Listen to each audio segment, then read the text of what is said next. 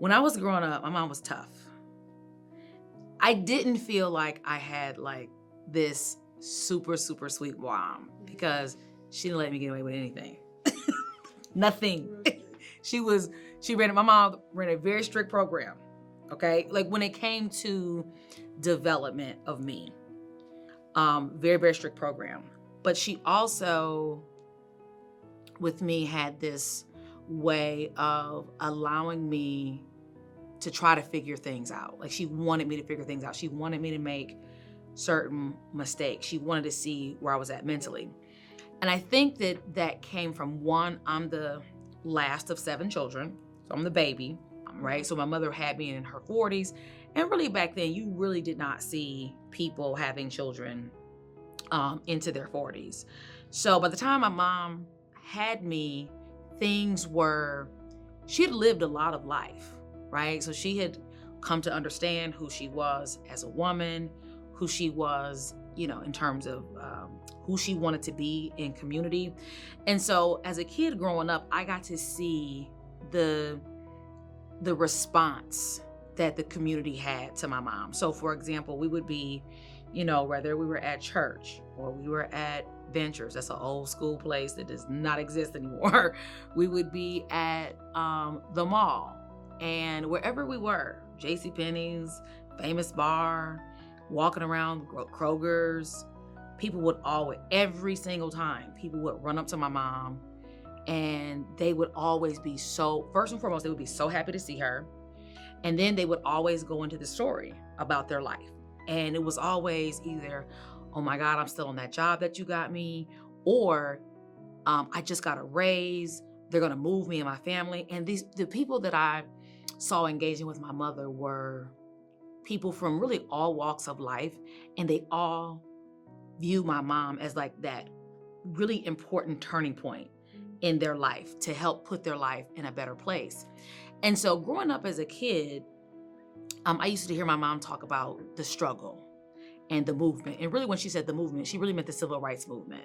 But beyond the civil rights movement, she really meant the movement to make sure that people, but in particular Black people, had access to opportunity. Not that no one else should have access to opportunity, but you have to understand, my mother graduated from this school right here that we're sitting in right now, before the signing of the Civil Rights Act, right? Before the Civil Rights Act, she graduated from Peoria High School. And so she grew up at a time where Black people absolutely were excluded from just about everything. And so she grew up with that passion of wanting to make sure there was inclusion. And so I saw all my life people respond to my mother in such a positive way for such a great thing that for me personally, it inspired me to want to do work that also help people's lives for the better. After the uprisings in 2020, they made a decision to change the names for a number of the schools. There was a lot of talk why they were making the history of this country, why they were demonizing it. And obviously people can approach that conversation from whatever perspective, right?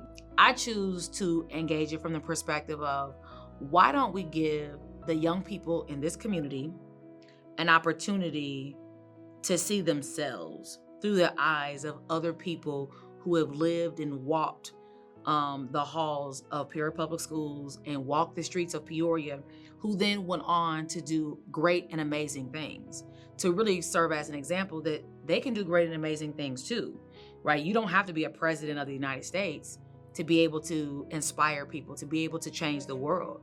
Yes, to have impact. You can be right in your seat, right in your regular. My mother never made more than $50,000 a year in her life. And my mother had more impact than people who lived in this community who made millions. And so I just love the idea, and I have a great deal of respect for President Wilson and the school board, because it is my deep belief that children seeing themselves and seeing people that look like them, people that, again, lived in the same neighborhoods that they currently live in today, that were an inspiration to so many people, that they can also grow up to do the very same thing. Personally, no shade to everybody else, but Harrison as a school is absolutely beautiful. Beautiful. It is like architecturally, It is, in my opinion, one of the best built schools in the city. And my mother loved, and people don't even like, this is like one of those like little known facts about her. She loved architecture. She loved real estate. And when I think about the community that Harrison is, like the population that it serves, like that is the population that my mom served while she was working. She was a very important figure. And when I think about like what made her special, one, she had a curiosity.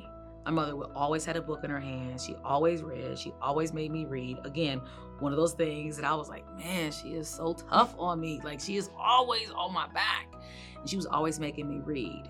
And when I look back, honestly, it took me to go off to college to really, truly be able to understand and appreciate what my mother was doing in me and for me, and really be able to see not just what she was doing in those individual one-off situations, but to see what she was doing, for a larger community. And I was very much so. It is still to this day, my mother is by far my greatest inspiration.